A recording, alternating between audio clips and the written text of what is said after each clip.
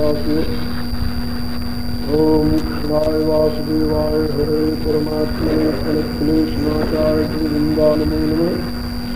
ओम वसुदेवस्कन्देवं कृष्णानुमर्दनं देवकी परमानन्दं कृष्णं वन्दे जगद्गुरुम्। ओम नारायणं नमस्कृत्य नरं चैव नरोत्तमं देवीं सरस्वतीं व्यासं ततो जयमुदीरये।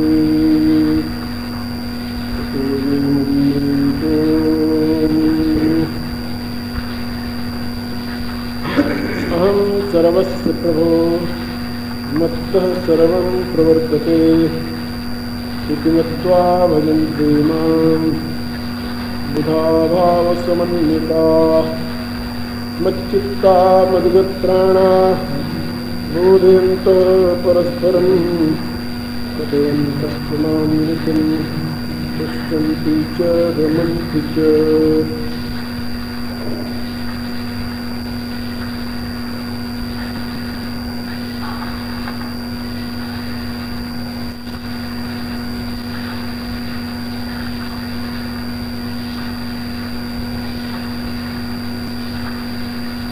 एतां विभूतिं योगं च मम यो वेति तत्त्वतः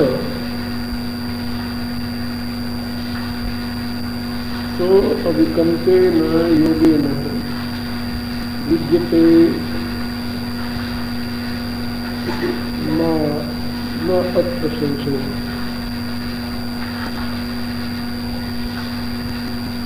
इस श्लोक में भगवान ने विभूति और योग दो प्रकार की शक्तियों से युक्त स्वयं को बताया और ये समझाया जो मेरी विभूति को और मेरे योग को तत्वतः जान लेता है वह अनन्य योग से अविचल योग से अनन्य योग द्वारा अविचल योग द्वारा मेरे से युक्त हो जाता है। इसमें संशय नहीं। अनन्य योग द्वारा या अविचल योग द्वारा परमात्मा से युक्त हो जाना ही परम गति है, परम प्राप्तव्य है, मनुष्य के जीवन का परम लक्ष्य है। लक्ष्य की प्राप्ति में भगवान ने इन दो तत्वों के बोध को ही हेतु बताया है। विभूति विस्तार जगत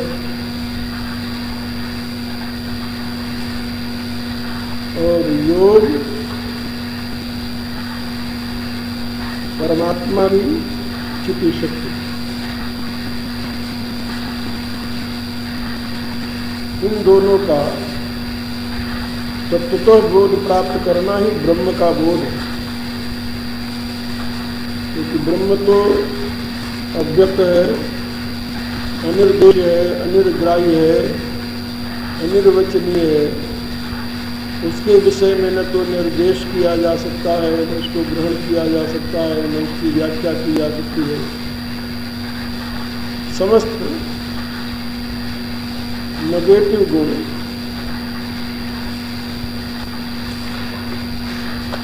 समस्त नेगेटिव विशेषण उसके साथ जोड़ दिए गए हैं। इसलिए ब्रह्म के जने जानकारी के लिए केवल यही दो माध्यम हैं, ब्रह्म की विभूति और ब्रह्म का योग।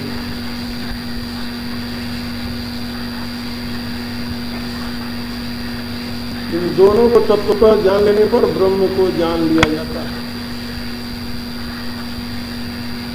और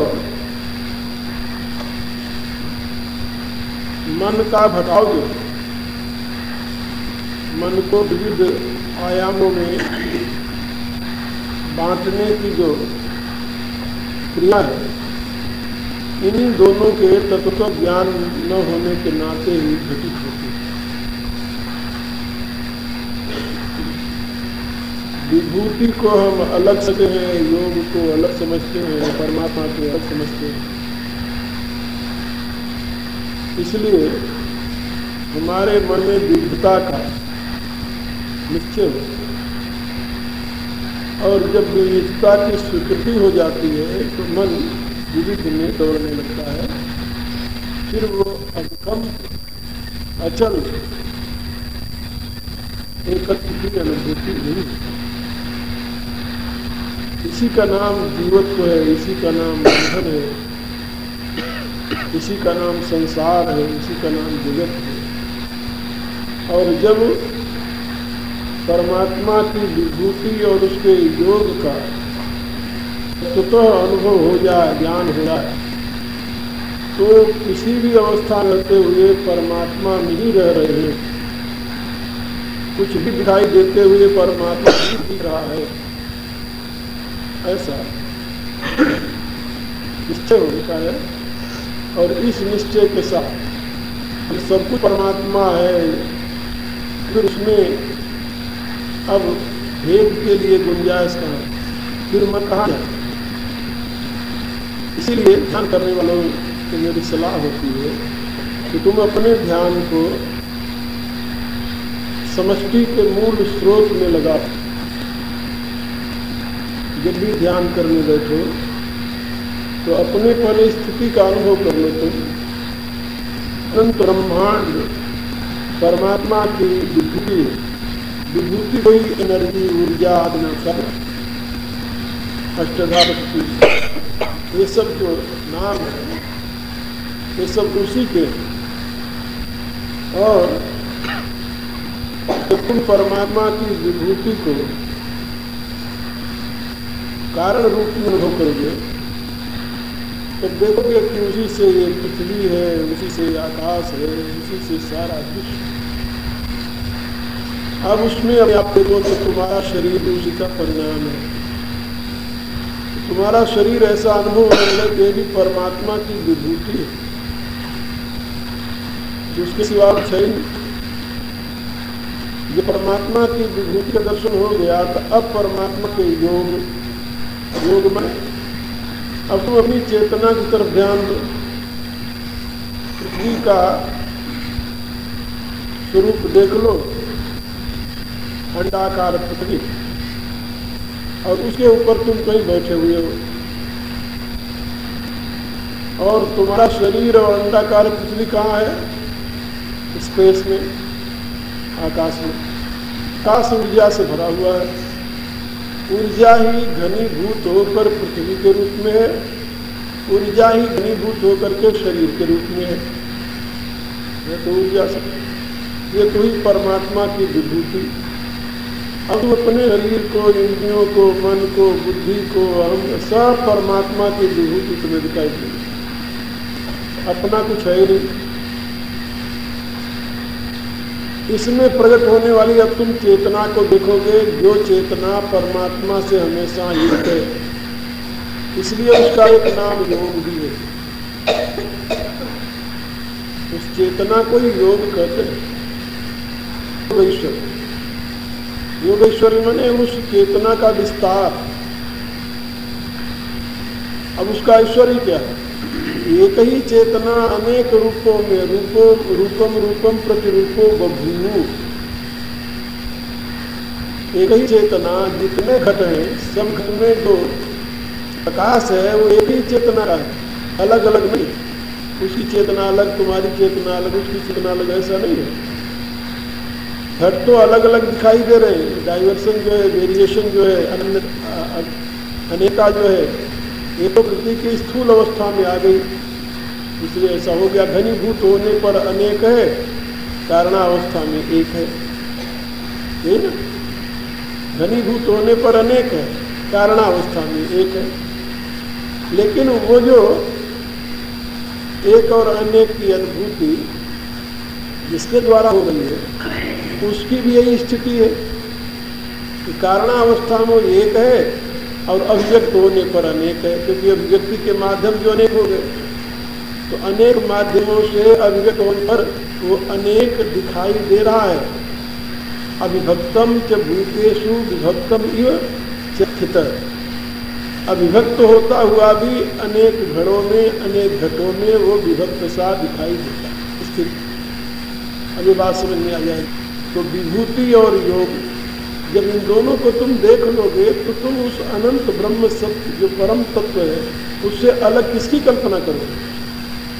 और उस अवस्था में तुम शांत होकर बैठ जाओ और ब्रह्म का एक अवबोधक शब्द पकड़ लो। तो बात याद रखो, अंतिम समय में बहुत मंत्र याद नहीं आएंगे और न तो सारे व्याख्यान आ गए। स्मृति तो होगी, प्रबल स्मृति रहेगी तो सब याद आएगा, लेकिन उस समय सबकी व्याख्या तुम नहीं कर सकते। इसलिए एक शब्द पकड़ लो, एक अक्षर पकड़ो। एक अक्षर, उस एक अक्षर को चाहे तुम ओंकार कह दो चाहे रंकार कह दो, एक अक्षर।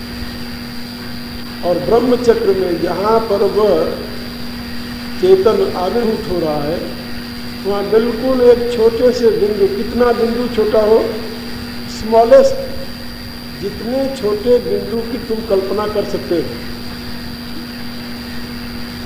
इतने छोटे बिंदु की कल्पना करो जो तुम्हारी नंगी आंखों से न दिखाई दे। ऐसा इतना छोटा बिंदु से भी छोटा से छोटा। श्रुति ने क्या कहा? बालाग्र शतभाग से शतधा कल्पित, बाल के नोक का 10,000वां हिस्सा, इतना सूक्ष्म। तुम अपने ब्रह्म चक्र में उस बिंदु को देखो और उसी का नाम ओंकार है, उसी का नाम रंकार है। जो नाम उसको दे दो तुम, गुरु ने जो तुम्हें बता दिया वही शब्द उसके साथ हो और उसी में स्थित रहो बस। जितनी देर तक तुम उसमें स्थित हो उतनी देर तक तुम्हारी समाधि है। लेकिन जब उसमें तुम स्थित न भी रहोगे तब भी तुम्हें उसकी एकता का अनुभव होता रहेगा, इसलिए तुम सहज समाधि की अवस्था में पहुंच जाओ। पहले तो अभ्यास करना पड़ेगा, बाद में स्वभाव बन जाएगा।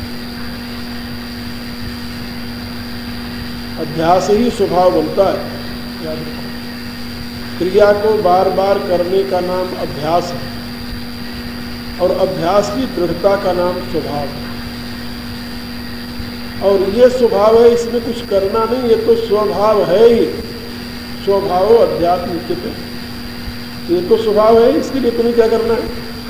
इससे जो है उसका बोध प्राप्त करना। ये है जो मैं बता रहा हूँ, इसकी कल्पना नहीं करना है, ये है, इसका बोध प्राप्त करना है और उस बोध में अवस्थित हो जाओ। यही भगवान यहाँ समझा रहे हैं। भगवान ही समझा रहे हैं। एताम विभूतिम च योगम च, ये विभूति और योग, ममा योग वेति तत्वतः, तत्वतः विभूति और योग, शरीर और शरीरी, अष्टधा प्रकृति और परम चैतन्य घन। विभूतिम च योगम च यो माम वेति तत्वतः।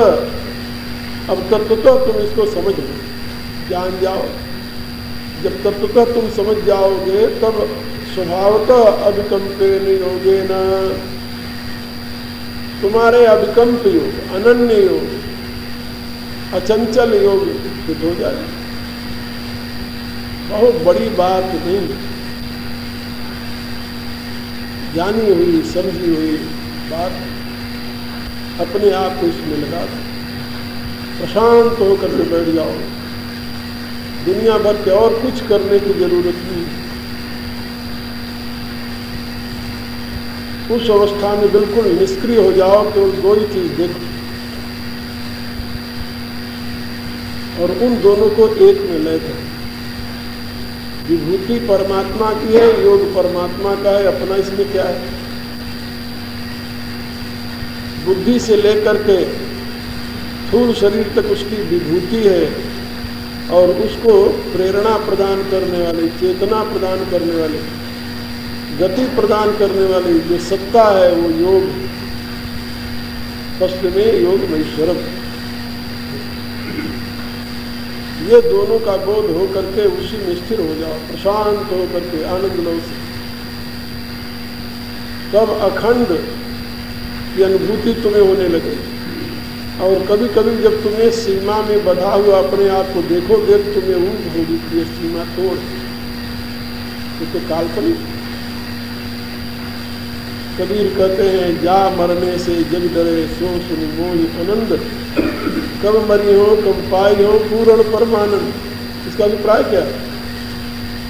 जिस सीमा को तोड़ने से दुनिया डरती है कि सीमा टूटी तो मैं बह जाऊंगा, तो कहते उसी सीमा टूटने की मैं प्रतीक्षा कर रहा हूं, जब सीमा टूटे और असीम से एक हो जाए।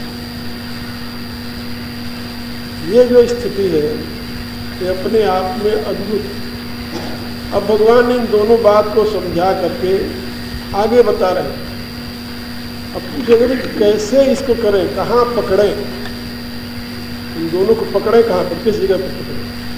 तो भगवान ने कहा, हम इसको पकड़ो, हम सर्वस्य प्रभव। ये जो सर्व है, सर्व माने अनंत ब्रह्मांड, जड़ चेतनात्मक जगत जो कुछ दिखाई दे रहा है आपको, ये सब कहाँ से उत्पन्न होता है?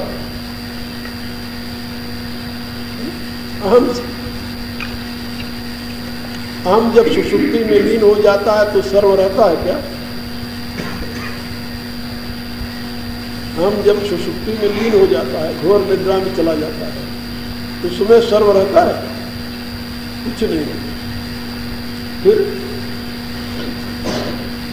अहम सर्वस्य प्रभवो, तो जो कुछ दिखाई दे रहा है, प्रभव माने अभिव्यक्ति, प्रतिष्ठ रूपेण भवति। जो कुछ दिखाई दे रहा है प्रभिन्न रूप में, प्रतिष्ठ रूप में, ये प्रभाव किससे है? अहम से। अब अहम को ही ब्रह्म कहते हैं, अहम को ही जीव कहते हैं, अहम को ही ईश्वर कहते हैं, अहम ईश्वर कहते हैं। यही अहम ब्रह्म है, यही अहम जीव है, और यही अहम जगत बन जाता है।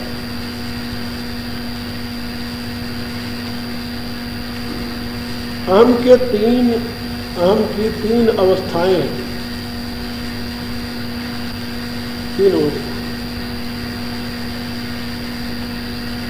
एक अवस्था है जिसका नाम है अस्मि। अस्मि माने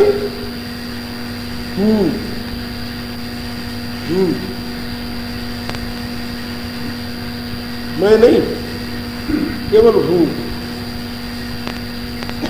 आदमी जब तक हूं कहता रहता है तो क्या होता है? अस्तित्व। ये क्या है? हूं क्या है? अस्थि का अवबोधक, केवल सत्ता मात्र। यम, in English you can say यम, हूं। अब हूं को बोलना नहीं कहा जाता। क्या कहते? क्या हूं करते हो, बोलते क्यों नहीं? हूं क्या कहते हो? बोलो ना। हूं बोलना नहीं है। हूं क्या है? स्वीकृति, अस्मि, होने का, बस प्रेजेंस, प्रेजेंस का अवबोधक। हूं माने है। अब ये तो हुआ पहला। अब इससे केवल सत्ता का बोध हो रहा है। किस सत्ता का? चेतन सत्ता। जड़ सत्ता में हूं नहीं होती। हूं केवल चेतन सत्ता का अवबोधन करा रहा है। और अब चेतन सत्ता का लिमिटेशन, हूं जो है वो यूनिवर्सल है, नॉट इंडिविजुअल। हूँ जो है ये यूनिवर्सल सत्ता का बोध करा रहा है, इंडिविजुअल का नहीं। अब इंडिविजुअल एंटिटी कहाँ शुरू होती है? मैं हूँ, मैं हूँ, अहम अस्मि, आई एम। हाँ पहुंच गए, I separate entity. When you will realize your I amness, then automatically you will realize your separate entity. But this separate entity when become identified with your body, then that is called ahamkara. क्या कहते हैं इसे? अहंकार। अहंकार means आकार को हमने स्वीकार कर लिया, हमने आकार को स्वीकार कर लिया। ये तीन अवस्था, अहंकार,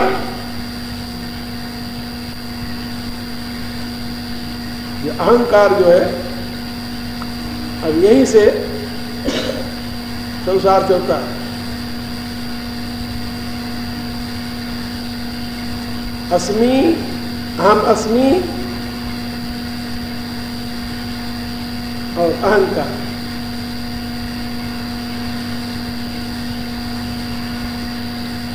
अहंकार का मूल जो है उसको कहते हैं अस्मिता।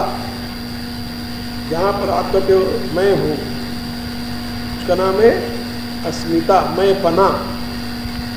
यहाँ केवल अस्मि है, हूँ है, वो अस्मिता नहीं, अस्मि।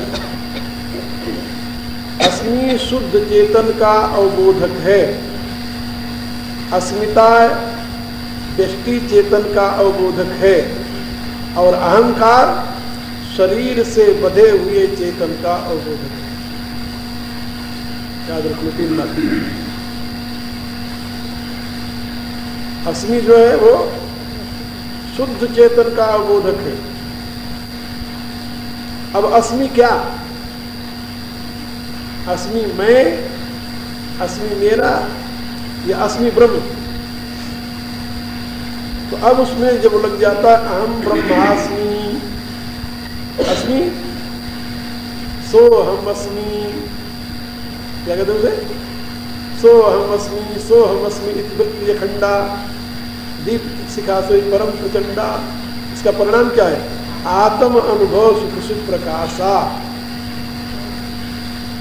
सो हम अस्मि, अस्मि क्या? जो अस्मि सो के साथ, स के साथ लग गया, स माने परमात्मा के साथ, परमात्मा के साथ अस्मि का जुड़ना हो गया, जब अस्मि का एकत्व हो गया तो आया सो हम अस्मि। और सो हम अस्मि रूपी वृत्ति यदि प्रचंड हो गई, प्रबल हो गई, सो हम अस्मि इति वृत्ति अखंडा, तो भगवान गोस्वामी जी कहते हैं दीप शिखा सोई परम प्रचंडा, वही ज्ञान की प्रबल ज्योति। इसकी किस दीप शिखा की बात करें? ज्ञान दीप। तो ज्ञान की वही प्रबल ज्योति, ज्ञान की प्रबल ज्योति में क्या होता है? आत्म अनुभव सुख सुख प्रकाश। वहां होता आत्म अनुभव। आत्म अनुभव माने परमात्मा का साक्षात्कार। यहाँ पर आत्म अनुभव जो है वो शुद्ध चेतन का अनुभव, चेतन के कारण का अनुभव, यानी परमात्मा का अनुभव। आत्म अनुभव सुख सुख प्रकाशा। तो आत्म अनुभव का जो प्रकाश है उसी का नाम है सुख। सुख और कुछ नहीं है, आत्म अनुभव का प्रकाश सुख। आत्म अनुभव सुख सुप्रकाशा, आत्म अनुभव सुप्रकाशा सुख। इसका ऐसे अध्ययन किया जाएगा। आत्म अनुभव सुप्रकाशा सुख, आत्म अनुभव सुख सुप्रकाशा।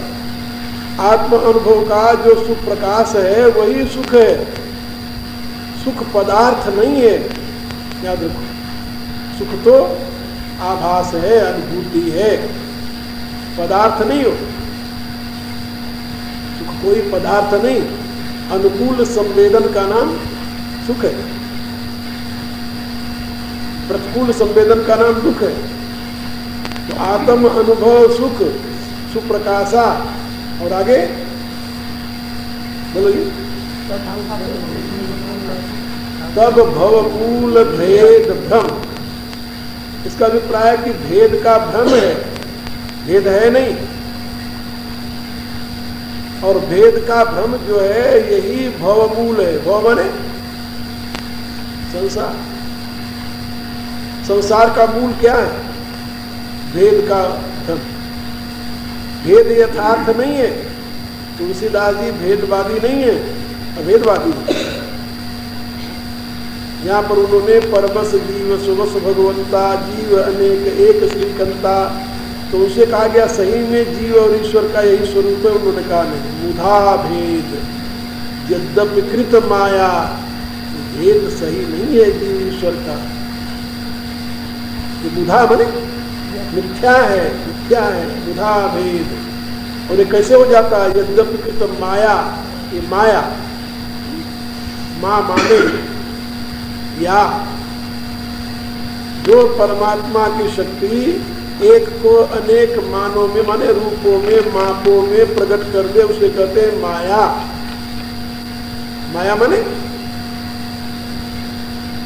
मां माने या सा शक्ति, सा परमेश्वरी, सा भगवती, सा परमात्मा शक्ति,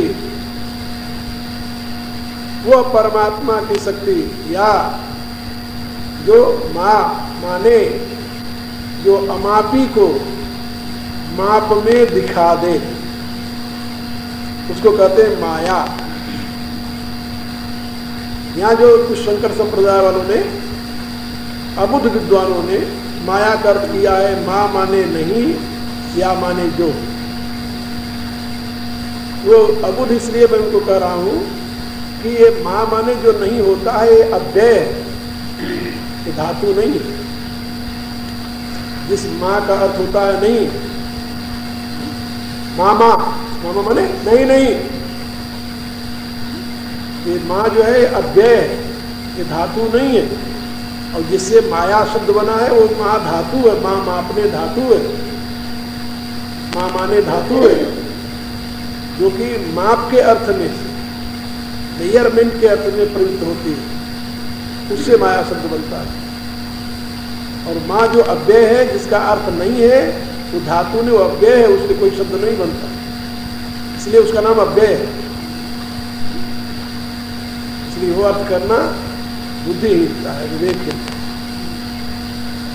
यहां पर उसको कहते हैं माया है। बुधा वेद जगत माया, भेद किसने उत्पन्न किया? परमात्मा की माया ने। लो निमेश भुवन निकाया रचई जास अनुशासन माया। तो एक सेकेंड में अनंत भुवनों पर प्रदर्शित कर देती है, गोला बनाकर।